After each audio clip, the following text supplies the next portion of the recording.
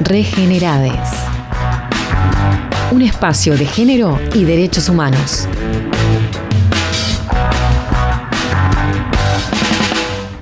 Muy buenos días, buenas tardes, buenas noches cuando estén mirando y escuchando este nuevo video de Regenerades, este precioso proyecto autogestionado que tenemos con Jimena García y Natalia Calvelo para hacer periodismo feminista, periodismo de derechos humanos, que bueno, que nos encanta que nos acompañen justamente porque es la forma de poder seguir construyendo redes.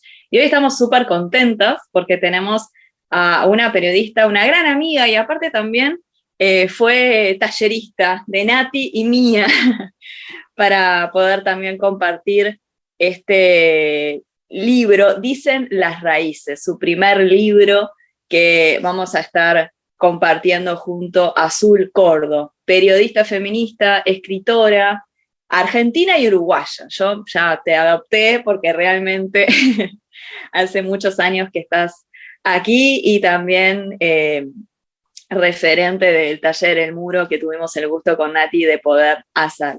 Así que muchas gracias, Azul, por estos minutos. Gracias, Andrea. Bueno, mis saludos para todas las personas que estén viendo la entrevista. Bueno, Dicen las Raíces es este primer libro de Azul y nos acerca a las historias de 10 mujeres de distintos ámbitos, oficios, militancias, generaciones, identidades de género y vamos a conocer cómo las impactó en su vida el terrorismo de Estado. Por supuesto, desde una mirada feminista y de derechos humanos, vamos a estar compartiendo con Azul esta nota, una entrevista que también realizamos junto a Natalia Calvelo, que no quiso salir, pero realmente es sumamente importante el trabajo de Nati en esta nota, y también haber compartido esa presentación que tuvimos el gusto de estar el 5 de julio allí en el Teatro del Galpón. Bueno, primero hablar un poco del libro y cómo surge esta iniciativa de escribir Dicen las Raíces. Bueno, surge a partir de que la editorial en concreto me hace la propuesta de escribir perfiles de mujeres de alguna manera vinculadas, cuyas historias estén vinculadas o impactadas por la dictadura uruguaya, la última dictadura en Uruguay. Y bueno, me hacen esta propuesta en función de mi trayectoria periodística, de la agenda que cubro, que tiene que ver con derechos humanos, con bueno, la defensa de los derechos de las mujeres, de las infancias también, también todas mis investigaciones relacionadas a privación de libertad.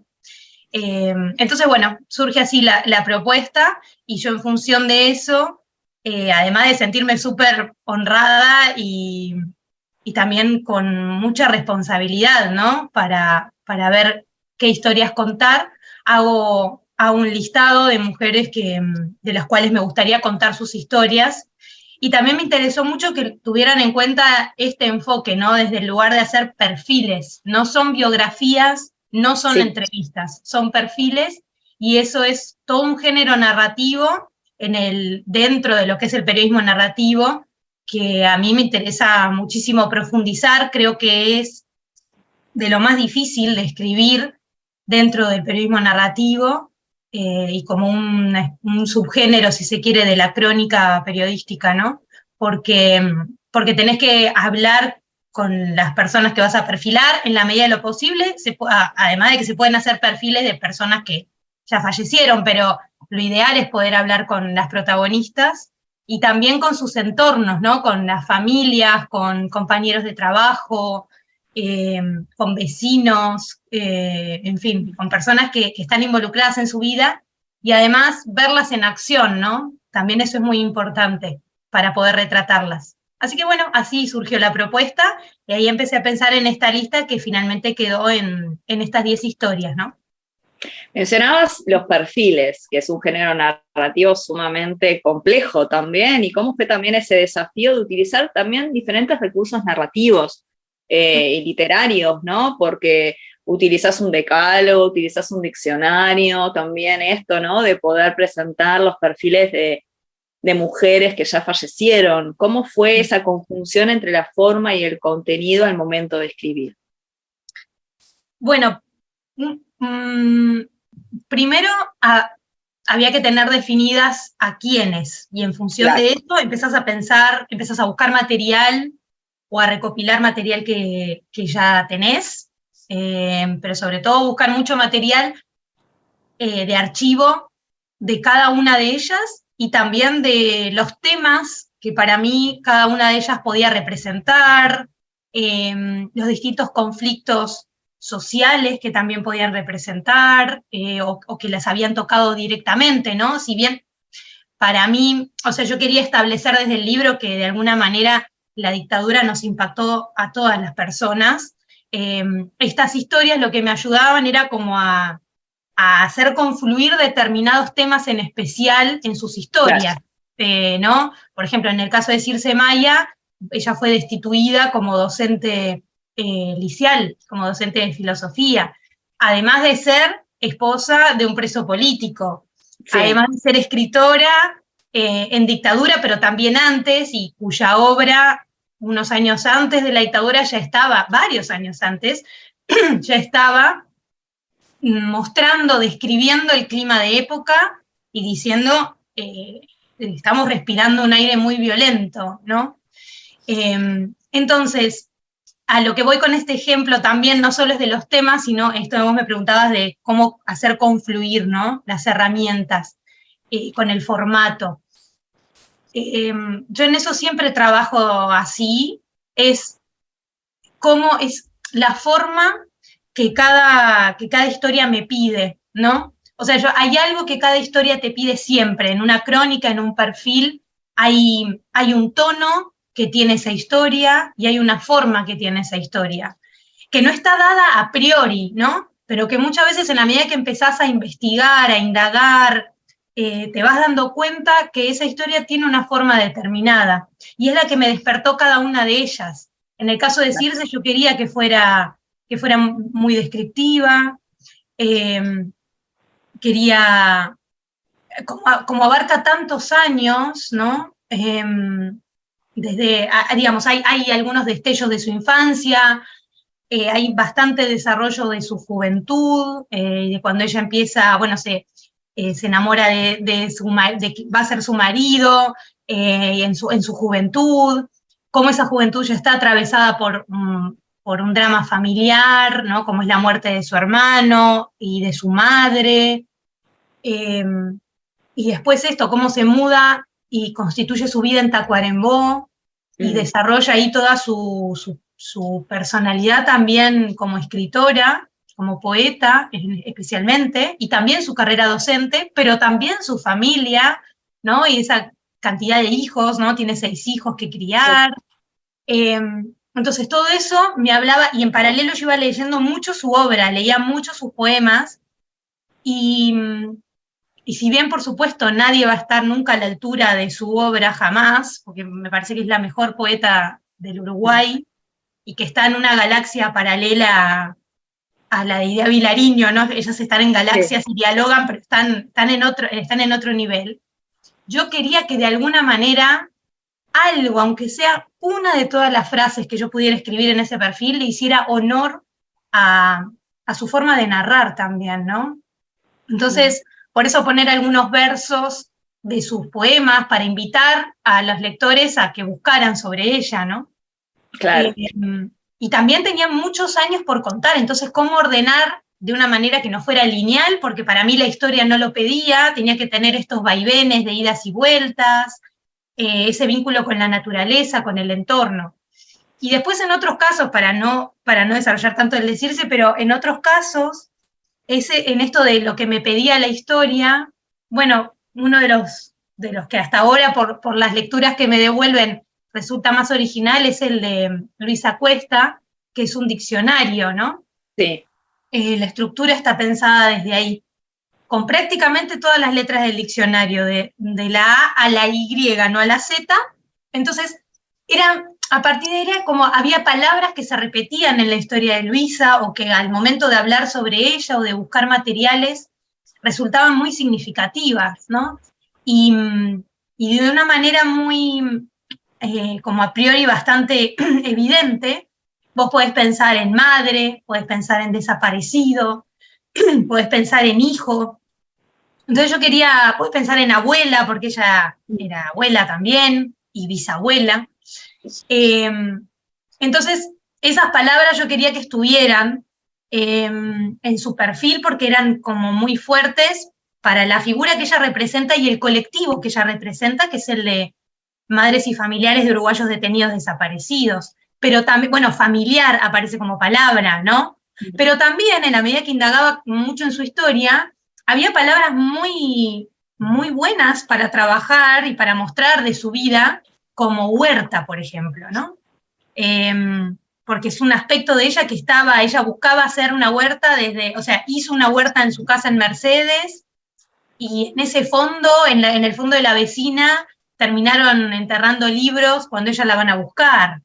Claro. Cuando se exilia a Holanda, que es un país absolutamente diferente de Uruguay, y además en dictadura, y además en el exilio, termina viviendo en un departamento como asilada política, y cómo hacer una huerta ahí, ¿no? Y sin embargo su impulso de tocar la tierra y estar vinculada a la tierra y poder cosechar, sembrar y cosechar alimentos sanos para su familia. Entonces la cocina empezaba a aparecer como algo muy importante para Luisa, y por eso aparecen otras palabras, ¿no? Como ñoquis, ¿no? Como esta forma de amasar para sus nietos y enseñarles a cocinar.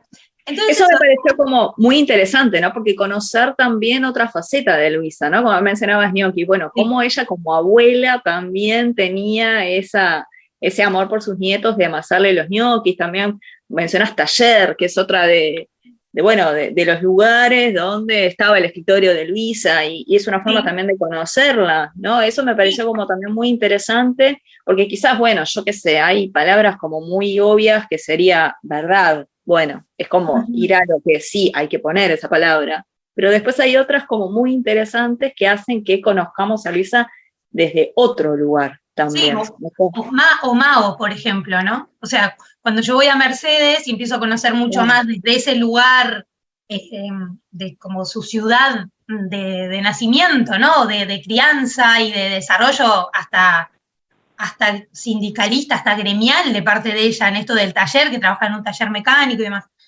Entonces la palabra Mao empieza a aparecer mucho porque ella tenía retratos de Mao en su casa, porque era una militante maoísta, ¿no? Entonces, esa reivindicación también de Luisa como militante de un partido también, me parecía muy importante, ¿no? Reivindicar.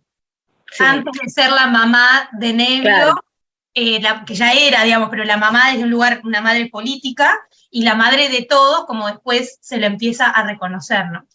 Totalmente. Y algo para terminar con el perfil de Circe, que me pareció también sumamente interesante, fue esto de desmitificar el mito que en el interior no había dictadura, ¿no? Porque también pasaba eso. Y sí, yo sé, es un gran ejemplo, ¿no? Porque el perfil comienza con el viaje en tren a Salto, cuando, bueno, pudo ver a su marido que estaba preso, ella se muda a Tacuarembó. Entonces, eso también es importante, como también las mujeres de diferentes lugares también, como traes esa representación y lo que pasó en este periodo tan nefasto, que eso sí me parece como un dato también de color, pero a la vez como que trae también y baja a tierra desmitificando ese mito que hay.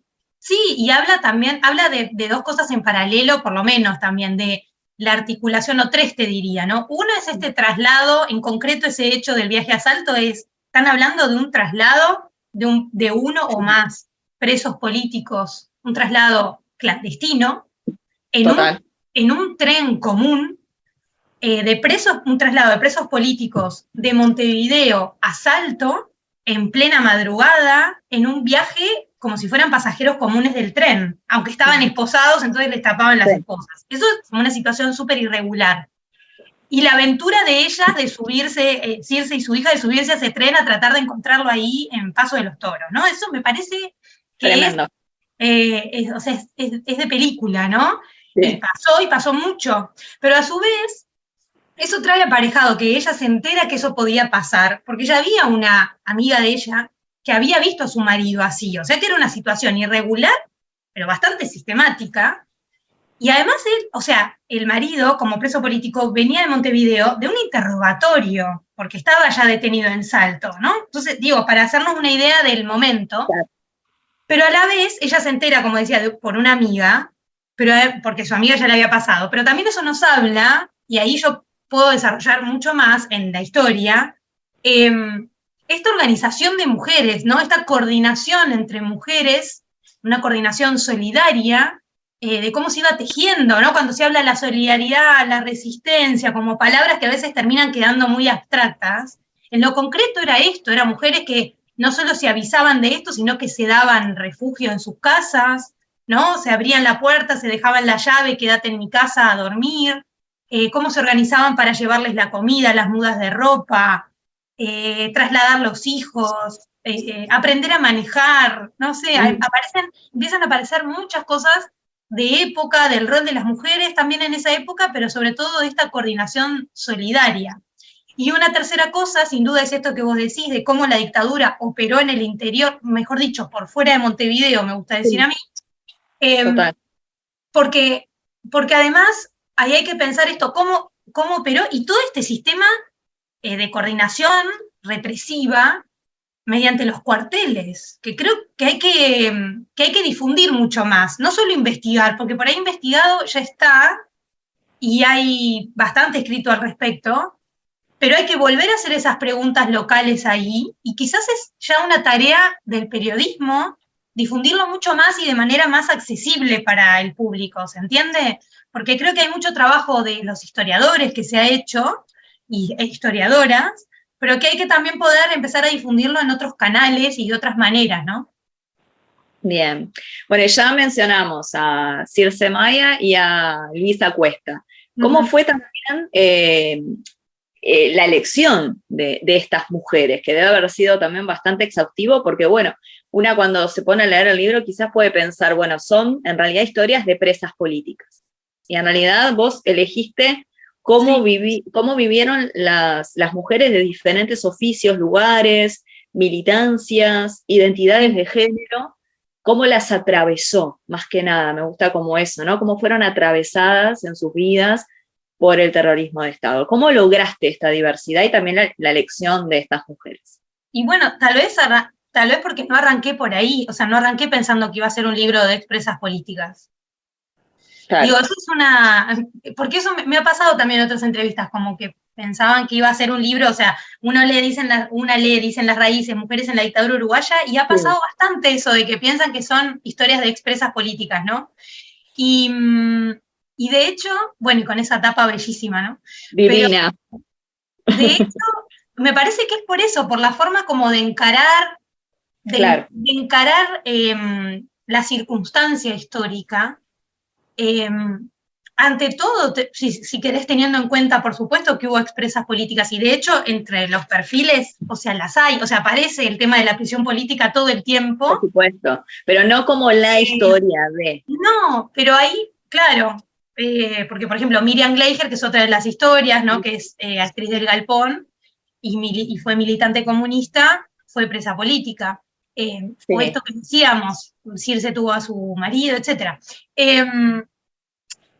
Pero me parece que es esto, por la forma de encarar, o sea, porque yo siempre lo pensé o pienso el periodo de la dictadura y del terrorismo de Estado desde un lugar mucho más sistémico y cómo afectó a nivel estructural y cómo sus consecuencias, algunas de sus consecuencias y efectos llegan hasta el día de hoy. Entonces creo que la elección de las historias estuvo más pensada de ese lugar, desde pensarlo como el periodo desde un lugar más sistémico. Entonces, eso, ya partiendo desde ahí, y en mi caso operando de una manera muy lógica, pensé qué características tuvo ese periodo, si querés, ¿no? O sea, entonces ahí vos pensás las resistencias de distintas aristas, ¿no? Las culturales, las políticas, las económicas, bueno. Entonces la organización, entonces qué organizaciones hubo, qué actores sociales hubo involucrados. Después también pensar las desapariciones políticas, o sea, las desapariciones forzadas de personas, la prisión política sin duda, porque es el dispositivo de represión por excelencia en Uruguay,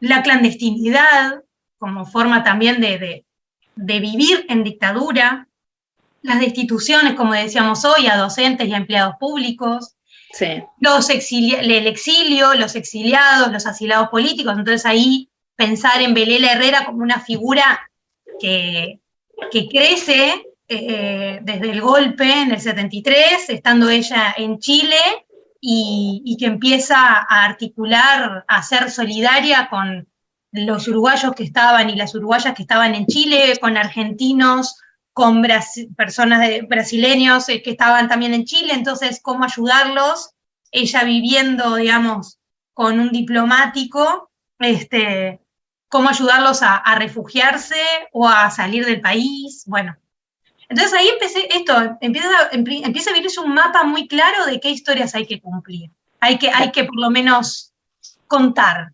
Y bueno, y en eso de la desaparición que te decía hoy, también, no solo hablar de distintos centros clandestinos de detención y tortura que hubo en Uruguay, sino también en Argentina, la articulación del Plan Cóndor.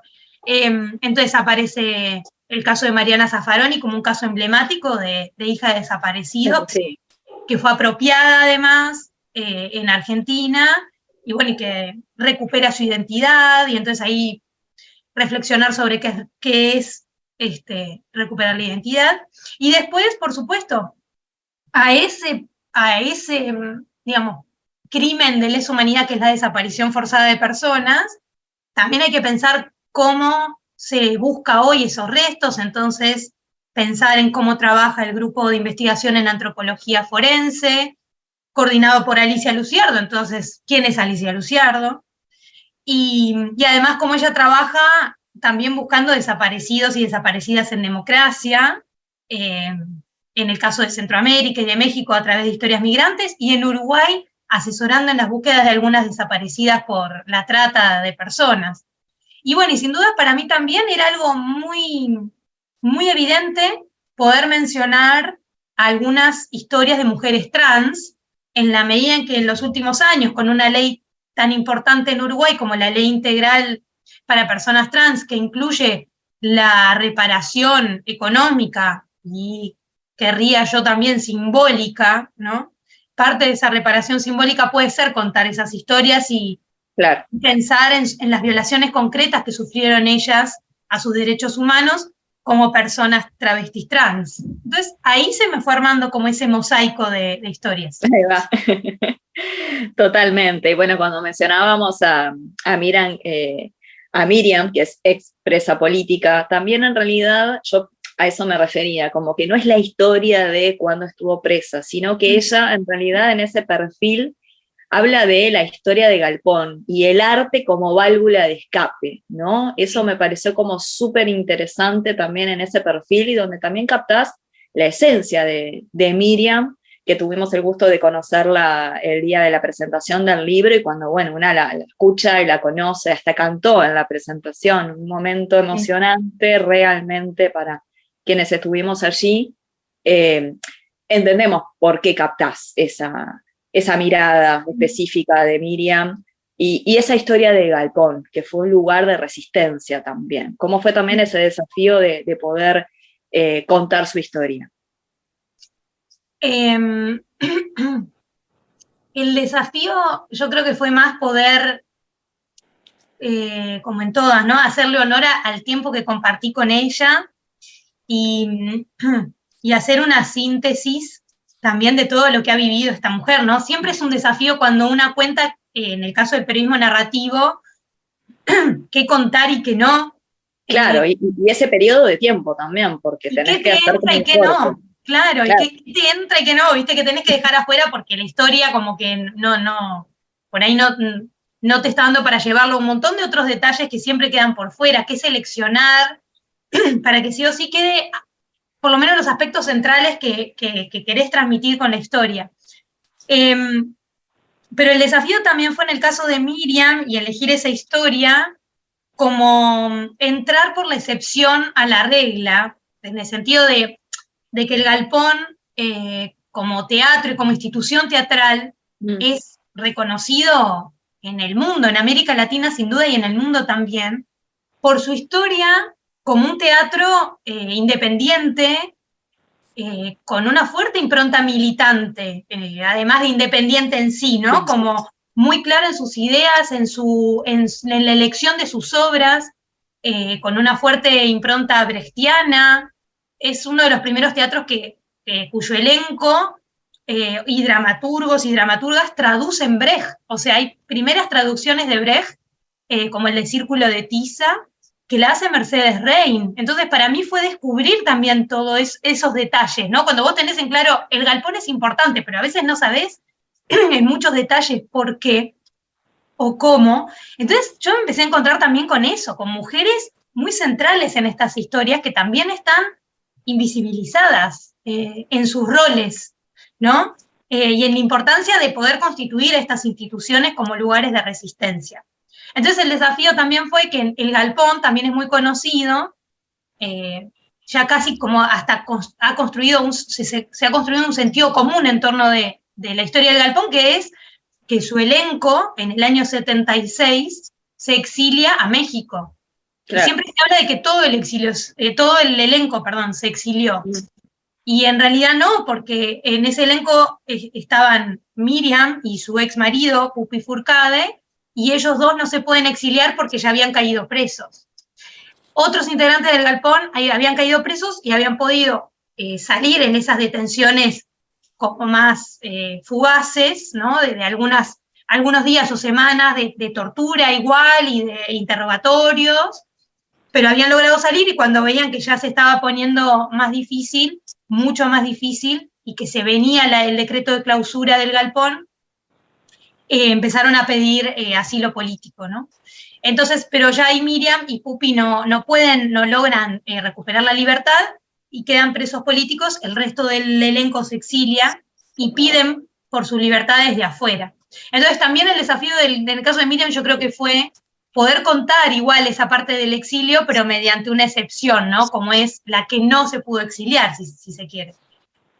Claro. Y cómo fue ese reencuentro también, porque ahí era importante ver qué impactos habían quedado, cómo había operado el reencuentro cuando vuelve el elenco en el 84, unos meses antes de recuperar ya la democracia en Uruguay, cómo es ese reencuentro, ¿no? ¿Qué impresiones hay, qué emociones, qué reclamos, de todo, ¿no? Así es. Está muy bueno también ese recorte para contar también la importancia del arte, la importancia del galpón como esa válvula de escape también y de resistencia, me pareció sumamente interesante. Y ya que mencionábamos por otro lado a Belela Herrera, ¿no? Que eso quizás narrar la figura de Belela era bastante obvia, pero también interesante la forma también que se aborda, ¿no? Porque también el perfil aborda cómo el miedo puede permanecer al margen cuando ella tiene la osadía y la fuerza para ayudar a las otras personas. Es muy valiente. De hecho, quienes tuvimos la suerte de conocerla en algún ámbito de los derechos humanos, sabemos que ella tiene esa generosidad latente todo el tiempo para poder ayudar a los demás. Sí. Y algo interesante del perfil de Belela es que le preguntás cómo aprendiste a manejar, ¿no? Eso también está bueno porque narra esa historia de, bueno, cómo va llevando a las personas a exiliarse. ¿Cómo fue también, no tanto el desafío, sino cómo fue esa situación de estar con Belela, de poder también contar su historia y recortar esas partes de la historia y cómo ayudó a los demás en ese momento tan terrible, que de alguna manera nació en una familia con privilegios, y esos privilegios los dejó al margen para ser solidaria y empática. Sí, o en todo caso esos privilegios o ese origen familiar no fue precisamente lo que no le ayudó en su tarea en sí. Claro. Quiero decir, sí, exactamente. ¿no? Es como, no es que se valió de eso para ayudar a las personas. Y en eso de descubrir con ella cómo había sido más su trabajo desde lo cotidiano, ¿no? Yo quería un poco eso, tratar de poder reconstruir un poco más cómo era su cotidiano. cómo es despertarte y saber que ese día vas a tener un montón de llamadas y armar una agenda para rescatar gente, ¿no? ¿Cómo es recibir a diario llamadas de auxilio, de pedido de refugio, de llamadas de otras madres como vos, ¿no? En el caso de ella, diciendo que no saben dónde están sus hijos. Y en un momento donde la figura de los desaparecidos no estaba tan constituida como hoy, ¿no? Había todavía quizás una chance de que aparecieran vivos. Entonces, ¿dónde estaban, no? Esa pregunta de dónde están, y esas consignas primeras que eran vivos se los llevaron, vivos los queremos, guardaba todo el sentido en ese momento. Entonces había una búsqueda que no era en ese momento de las fosas, era una búsqueda de dónde están, y ahí empezar a construir esto de exigirle a esos estados terroristas, que dijeran dónde están, o sea, que respondieran por sus acciones, ¿no? Violentas. Entonces, en el caso de Belela fue trabajar mucho con ella, que me pudiera contar otros detalles que no había contado en otras entrevistas, donde a veces yo creo que se le pregunta siempre lo mismo, por lo menos en el archivo que yo había encontrado, muchas veces le preguntaban lo mismo. Entonces, yo traté en la medida de lo posible, considerando que es una mujer mayor, no gastar a su tiempo tan valioso en volver a contarme lo que ya le había contado a otros tantas veces, y que ella también está cansada de contar. Y que a mí me parece que no tenía mucho sentido volver a preguntarle algunas cosas. En todo caso, yo solo podía reconstruir de cómo ya lo había contado antes, y sí preguntarle por algunas fisuras o hilos que yo quería atar mucho más, y profundizar en ciertas escenas, o buscar en algunas características de ella que me parecían muy fuertes y muy potentes, como su militancia más religiosa, o sea, desde el lugar más religioso, ¿no? Y sí su compromiso político con el Frente Amplio, ¿no? Además muy centrado en la figura de su papá, como uno de los fundadores del Frente.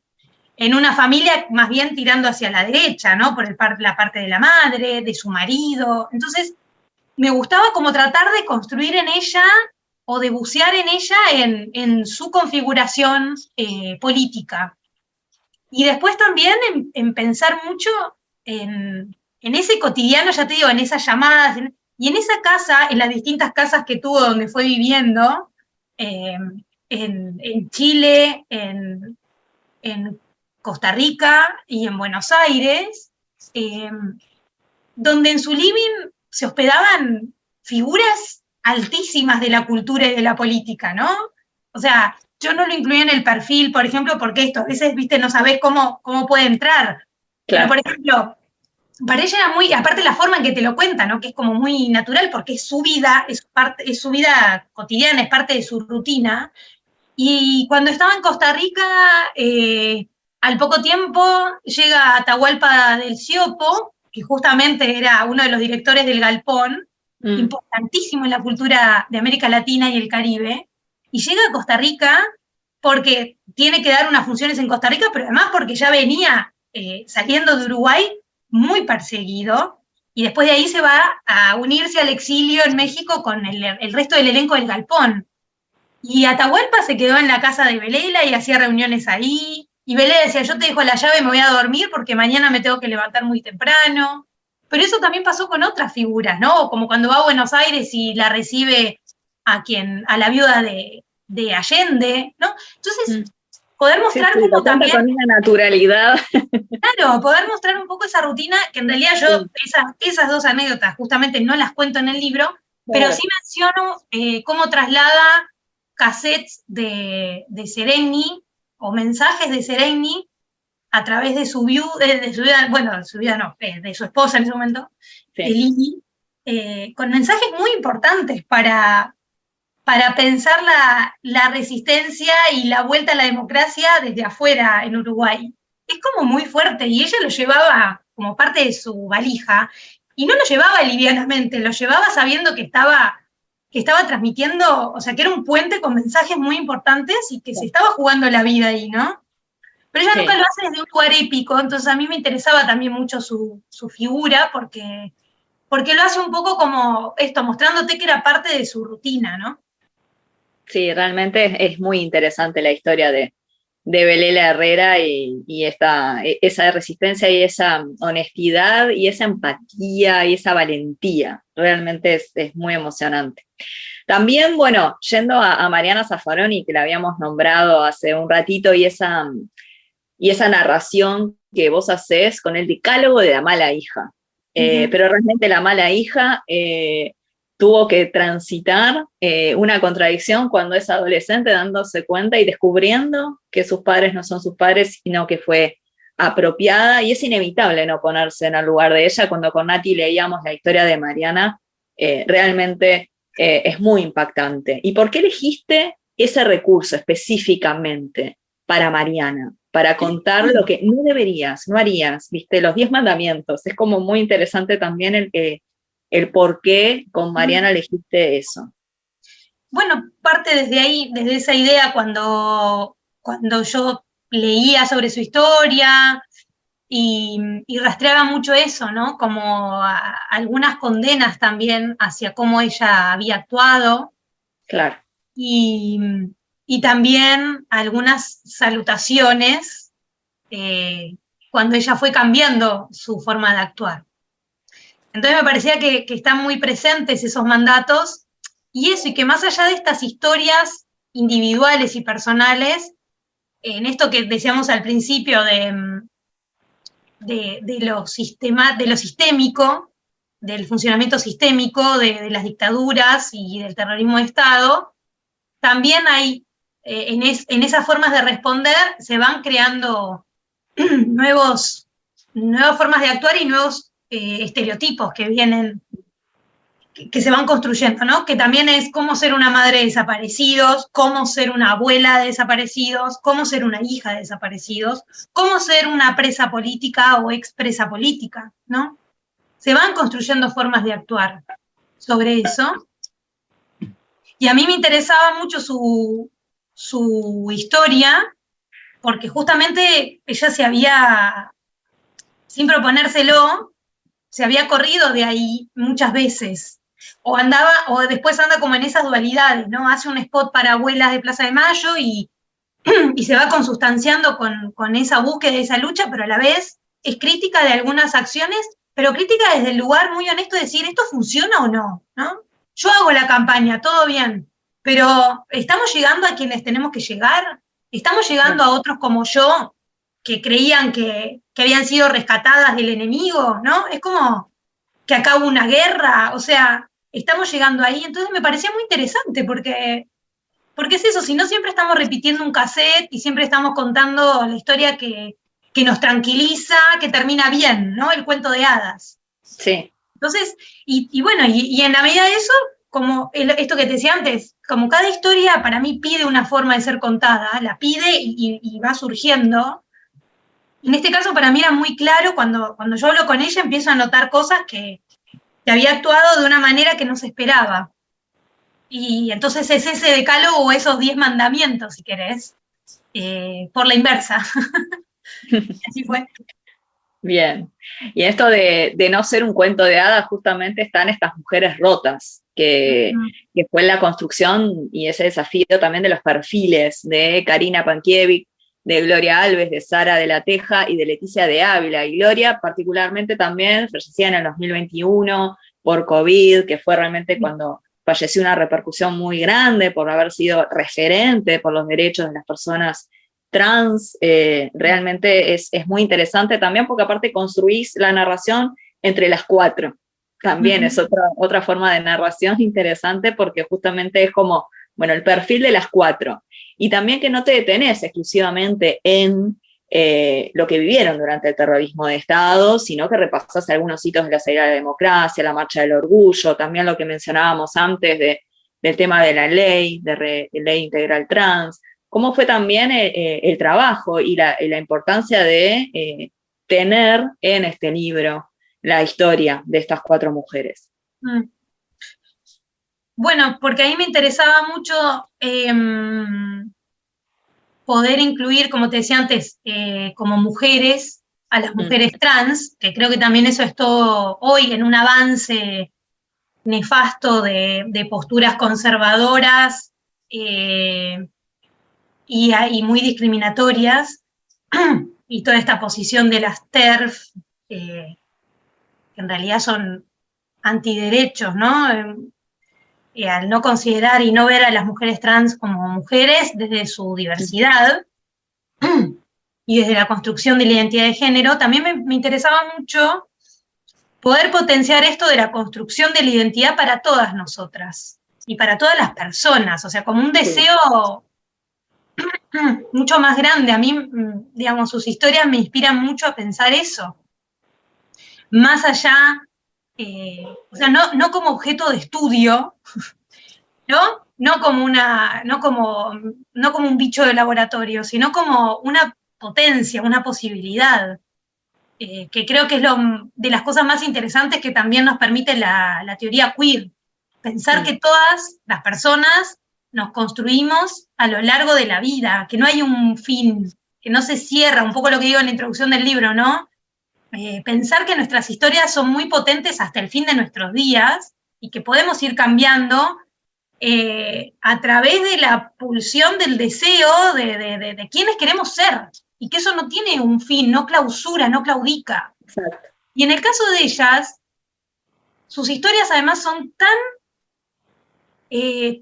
fuertes y tan terribles en su origen, ¿no? En estas infancias muy torturadas también y muy excluidas, expulsadas de sus hogares, maltratadas por las instituciones totales, ¿no? La cárcel, los hospitales, los institutos para niños y adolescentes.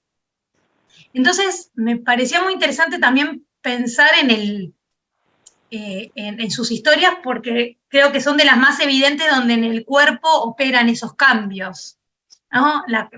Para las personas trans, sobre todo dentro del abanico LGBTQI, la construcción de la identidad de género ha pasado, y hasta hoy, por una modificación en los cuerpos, ¿no? O sea, esto lo dice mucho mejor, muy bien, Paul Preciado, por ejemplo.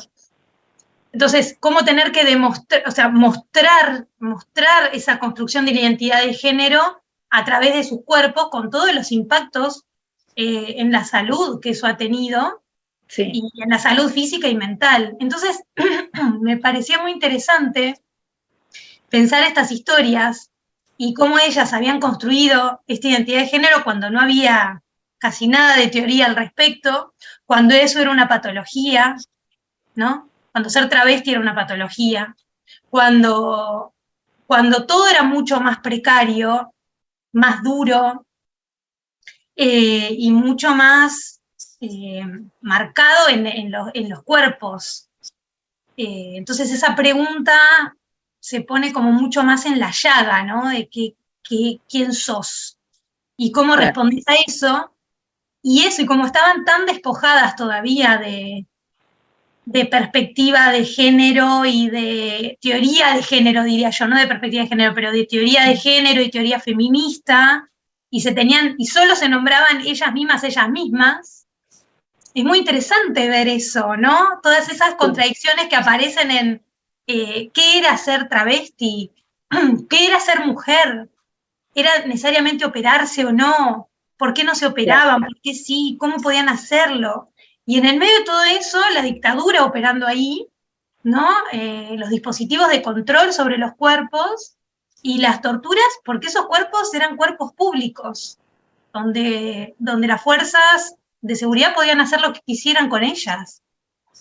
Entonces es muy brutal y me parece que ayuda a poner muy en la carne eso, intentando no construir una historia revictimizante, ¿no? Sí. No desde la potencia de ese encuentro y de esa militancia para defender sus vidas. Totalmente. Y por último, Alicia Lizardo, que la mencionamos al principio, pero vale la pena también hacer un énfasis en el rol importante de esta mujer en liderar la búsqueda de los y las desaparecidas hoy, en democracia.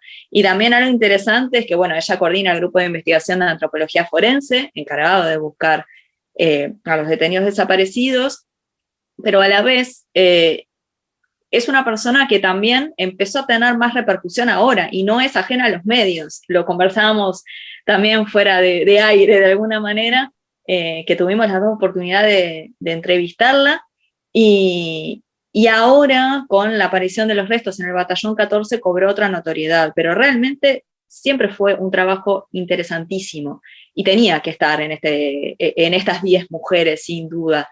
Cómo fue también ese trabajo y el conocer el trabajo y cómo ella lidera ese equipo, y también es otra mujer valiente, son todas valientes, pero como que en este caso me parece como alucinante también el trabajo que realiza liderando a ese equipo incansable para seguir buscando la verdad. Sí. A mí me interesaba mucho de Alicia cómo se fue constituyendo y construyendo como coordinadora del GIAF, ¿no? Sí. Siendo que ella no estuvo desde el comienzo del GIAF, pero se suma pocos años después de la creación del grupo, y que además es la única antropóloga forense con esa formación específica, porque ahí hay que recordar que en Uruguay no hay una formación, no hay una licenciatura en antropología forense. La formación es de la carrera, digamos, de antropología, pero muy enfocada en arqueología, y este grupo de investigación en antropología forense en un principio es de arqueología forense, ¿no? Entonces, realmente su formación y su impronta va haciendo que ese asesoramiento, además de participar en terreno, cuando comienza, por supuesto, en el trabajo de campo, también su formación va decantando en las demás integrantes del grupo, y va haciendo escuela en la práctica, ¿no? Con la teoría, pero en la práctica. Sí. Y eso me parece súper interesante. También me parece interesante cómo ella decide ser antropóloga forense, ¿no? Que es en esta combinación de haber sido fotógrafa de policiales, que viene además, que es fotógrafa de policiales porque nadie quiere fotografiar los policiales en el día, y a ella le interesaba, no desde el morbo, sino justamente de preguntarse qué pasó acá. Y ahí hay algo siempre muy unido entre quien es antropólogo o antropóloga y quien es periodista, sobre todo cronista, ¿no? Los cronistas y las cronistas nos preguntamos todo el tiempo, ¿qué pasó acá? Y tratamos de reconstruir esa historia. Entonces, ese punto en común con ella me gustó muchísimo, preguntarte, estar en la escena como en el final, si querés, de un hecho, pero no de la historia, y hacer justamente, como se llama ese capítulo, el relato inverso, ¿no?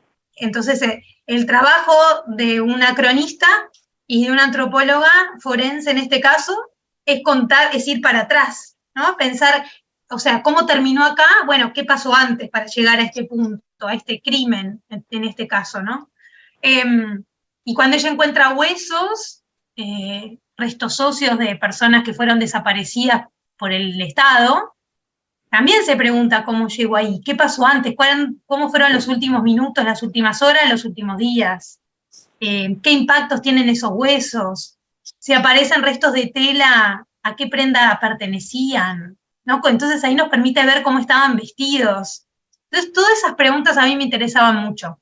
Y sí me parece muy interesante, y creo que se resignifica mucho el capítulo en el libro a raíz de este hallazgo de los restos en el Batallón 14, que además serían de una mujer, por lo que han dicho hasta ahora, y sería la primera mujer que se encuentra en Uruguay desaparecida. Sí. Pero Alicia ya había estado, y ya era como coordinadora del GIAF, ya había estado en el hallazgo de los restos de Eduardo Bleier, ¿no? Y sin embargo ahí no tuvo tanto protagonismo, y yo creo que para ella eso estuvo también bien, para ella misma, digo, por lo que hablé con ella, o sea, ella también está muy sorprendida de la repercusión ahora, Y yo creo que tiene que ver también con el momento en el cual se produce este hallazgo, que como vos decís, es un trabajo, yo diría más bien imparable y no incansable, porque cansa. Sí, ¿no? Cansa esta imparable búsqueda. y silencioso, pero es imparable, totalmente. Porque a veces también es algo, es como parte de esos sentidos comunes que hablábamos hoy en las narrativas de los derechos humanos, ¿no? Cuando se habla de las madres incansables, las abuelas incansables, la lucha cansa, o sea, cansa, y además, y es muy sano que canse, porque si no nos cansa hay que preocuparnos. Entonces, en este caso ellos y ellas como antropólogos forenses también se cansan de ir, y es muy frustrante, y eso aparece también en el perfil, es muy frustrante ir todos los días durante años a los batallones y no encontrar nada, porque no tienen la información precisa de dónde están, aunque muy probablemente se sepa dónde, o sea, quienes cometieron esos crímenes saben dónde ocurrieron, ¿no? Dónde los enterraron. Bueno, entonces, es una búsqueda imparable, pero que ha sido una búsqueda imparable a pesar, y a mí sí me interesaba mucho registrar eso en el perfil, a pesar de las condiciones en las cuales han realizado este trabajo, que han sido condiciones muy precarias y muy precarizadas en cuanto a contratos, en cuanto al convenio entre la universidad y la presidencia de la República, en cuanto a la proyección de cuánto tiempo podían llegar a tardar en encontrar a los desaparecidos en Uruguay, en cuanto a la conformación del equipo, el acceso a la información que tienen. Entonces, también me interesaba como mostrar todo eso, ¿no? Claro. Y bueno, y su historia personal, que es muy interesante también, porque ella nace en México, pero su historia no tiene nada que ver con el exilio. Entonces también pensar esas historias por fuera de un origen más obvio, ¿no? Que no tienen necesariamente familiares detenidos desaparecidos o presos, etc. Sí. Totalmente. Bueno, 10 mujeres realmente que nos hacen transitar por lo que sucedió y lo que sucede y todas las repercusiones, cómo las atravesó esta historia y cómo también nos sigue atravesando a todos y todas, porque a 50 años del terrorismo de Estado seguimos también reclamando por verdadera justicia y es interesantísimo también cómo vos narras estos 10 perfiles, por eso también traerlas y mencionarlas a cada una de ellas de alguna manera, para quienes no leyeron el libro puedan hacerlo, y para quienes sí lo leímos poder también entender algunas cositas más que también son muy interesantes. Y por último, algo que mencionabas, ¿no? De que vos lo mencionás en el libro, expresás que muchas veces te han preguntado por qué militar por los derechos humanos si no tenés familiares desaparecidos. Y eso, cuando leía eso, me acordaba de la entrevista que le hice a Elizabeth Chelin, que ella también, algo que me dijo interesante, porque surgió la misma reflexión, de que ¿por qué no participamos en las marchas? ¿No? Y bueno, no participamos en las marchas o defendemos los derechos porque tener familiares desaparecidos, sino por ser ciudadanos y ciudadanas de ese país. Ya me contaba una anécdota con un taxista que me quedó resonando, que justamente su compromiso es por ser ciudadana. Y creo que va parte por ahí también, por tener responsabilidad, pero por ser ciudadana. Entonces te pregunto, ¿cómo surge tu militancia y tu compromiso?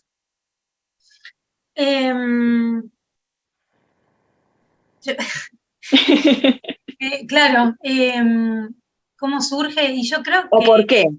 Quizás reformulemos. No, pero está bien el cómo, hay que preguntar mucho más por el cómo. El por qué es porque me interesa, me parece importante y porque me parece casi obvio. Aunque a mucha gente no, pero a mí me parece obvio. Entonces, el cómo me interesa mucho. Te entiendo, a mí también, pero claro, el cómo también como que resignifica. También está bueno ver, en todo caso habría que preguntarle a la gente que no está comprometida con eso, ¿por qué no lo hace? Creo que hay, viste, en esto de a veces como cambiar las preguntas, es como, ¿por qué no fuiste a la marcha? ¿Viste? O ¿por qué no? También la militancia puede pasar por otros lugares que no es ir a una marcha, ¿no? Totalmente. Es buscar contar estas historias de una manera lo más interesante posible, etcétera. Los caminos del compromiso social y político son muy amplios, y no todos tenemos que hacer lo mismo, ni todas, ni de la misma manera. Pero el cómo me parece interesante. también por eso, en esto de preguntarle también a otros que no están ahí, ¿por qué no? ¿No? En lugar de por qué sí, cuando además ya estamos convencidas de eso. Pero el cómo, tratando de hacerla corta, yo creo que tiene que ver con cómo me criaron desde niña, de una manera muy sensible y sensibilizada con lo que había pasado en Argentina en concreto, en la dictadura. A mí desde muy, muy pequeña, mis padres, tanto mi mamá como mi papá, me hablaron sobre lo que había pasado. Y con mucha claridad, no usando metáforas ni imágenes raras. O sea, desde muy chica, yo recuerdo, por ejemplo, o sea, yo soy de La Plata, y La Plata es una de las ciudades más impactadas en Argentina, por ser una ciudad bastante grande y por ser una ciudad universitaria. Entonces había mucha militancia política universitaria, ¿no? Sí. Digo, si pensamos Buenos Aires, La Plata, Argentina, Rosario, son como Córdoba, son como ciudades muy, muy impactadas. Y además, con un fuerte, además por ser la capital de la provincia de Buenos Aires, y sede de la policía de la provincia, con un funcionamiento del circuito represivo Camps, o sea, a cargo de Ramón Camps, que era el jefe de la policía, muy potente, funcionando dentro de la ciudad. Entonces eso, en mi caso, me permitió que, por ejemplo, mi madre, cuando íbamos a hacer algunas compras a una feria que había en un mercado, en 1 y 60, que es una calle, o sea, es la confluencia de 2 calles en La Plata, mi madre me dijera, este mercado era un chupadero. ¿Qué es un chupadero? Es un lugar donde tuvieron personas chupadas, desaparecidas. Y yo tuve y tengo amigos y compañeros de la facultad y de la secundaria, me decía mi madre, que no sé dónde están porque los desaparecieron. Entonces, eran con palabras muy claras, ¿no? No me decían una cosa por otra. Entonces, obviamente, imagínate ser una niña y estar en un lugar donde decís, pero acá hubo personas, ¿y dónde están? ¿Cómo no se sabe dónde están? ¿Cómo las tuvieron acá y nosotras ahora estamos haciendo compras acá? Y al lado de eso, porque ahí funcionaba como todo un estacionamiento, atrás hay una caballería, al costado funciona el registro civil ahora de las personas, y se casan. Entonces, ahí empiezas a ver como un poco, casi que la banalidad del mal, ¿no? Que dice Hannah Arendt, o sea, y después, entonces, todo eso cobra sentido cuando son más grandes y hablan de sitios de memoria y cómo mostramos y marcamos dónde pasaron las cosas. Y hoy, de hecho, actualmente, en La Plata se está desarrollando recién hoy un juicio por los casos de 1 y 60. Entonces, el cómo yo te diría que es eso, es cómo yo llevo estas historias con mucha honestidad por parte de mis padres sobre lo que había pasado hasta 2 años antes de que yo naciera. Claro. Entonces, de esa manera, yo crecí sabiendo eso y preguntándome muchas cosas sobre eso. O sea, porque eso no quiere decir que yo haya leído el Nunca Más a los 10 años. El Nunca Más lo leí de muy grande y me lo regaló una amiga. O sea, porque a mí me interesaba y nunca me lo había comprado. Lo había leído prestado de otra amiga. O sea, en mi casa no estaba el Nunca Más. Sin embargo, estaban todas estas historias dando vueltas ahí. Esto de una manera mucho más cercana y menos institucional, si querés.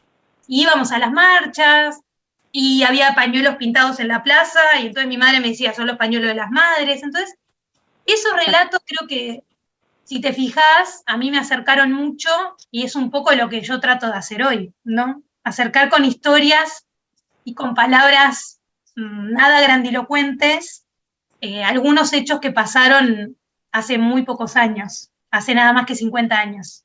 Sí, bien. Azul Cordo, muchísimas gracias por estos minutos, una charla que se extendió, pero que realmente valía la pena poder conversar sobre estas historias y sobre también las historias en general, porque bueno, realmente es muy interesante el libro y también el conocer un poquito más en profundidad estos temas. Muchísimas gracias por estos minutos en Regenerades, este espacio que tenemos junto a Jimena García y Natalia Calvelo, que ojalá puedan seguir acompañándonos. Nos siguen en Instagram, en Regenerades, y también en YouTube. Suscríbanse, que es la forma también de que podamos seguir con este proyecto de periodismo feminista y educativo también, porque algunos talleres van a surgir seguramente pronto, autogestionado. Así que, y Azul, ojalá que sea la primera de varias notas que podamos hacer. Sí, ojalá. Muchas gracias por el tiempo, por la lectura y por los comentarios. Muchas gracias. Chao a todos y todas. Regenerades. Un espacio de género y derechos humanos.